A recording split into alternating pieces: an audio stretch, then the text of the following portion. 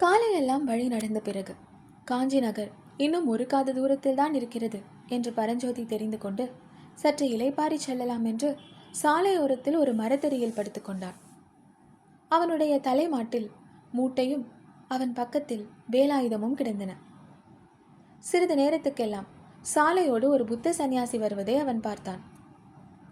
புத்தர்கள் அல்லது சமணர்களுடைய கூட்டுறவு கூடாதென்றும் அவர்களை கண்டாலே தூர விலகி போய்விட வேண்டும் என்றும் அவனுடைய மாமனும் அன்னையும் மிகவும் வற்புறுத்தி கூறியிருந்தார்கள். எனவேதான் தூரத்தில் புத்த சந்நியாசியை கண்டதும் பரஞ்சோதி கண்களை மூடிக்கொண்டான். அவர் தன்னை தாண்டி சாலையோடு தொலைதூரம் போகும் வரையில் தூங்குவது போல் பாசாங்கு செய்ய அவன் தீர்மானித்திருந்தான். சிறிது நேரத்துக்கெல்லாம் தனக்கு அருகில் வந்து யாரோ நிற்பதைப் போலவும் தன்னை உற்று பார்ப்பதைப் போலவும் அவனுக்கு தோன்றியது. மெதுவாக கண்களை திறந்து பார்த்தான். பரஞ்சோதி அஞ்சா நெஞ்சம் படைத்த வாலிபன்தான். ஆனாலும் கண்ணை திறந்ததும் எதிரில் கண்ட காட்சி அவனை துணுக்குறச் செய்தது.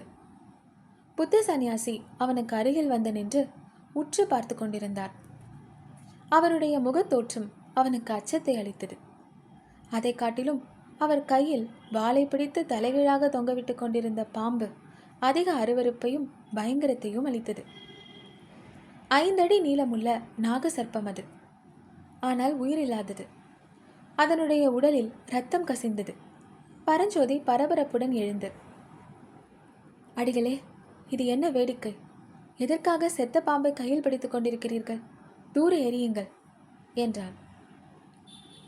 பிள்ளாய், இவ்வாறு காட்டு பிரதேசத்தில் தனியாக படுத்து உறங்கலாமா? இத்தனை நேரம் இந்த நாகசர்ப்பம் உன்னை தீண்டி இருக்குமே.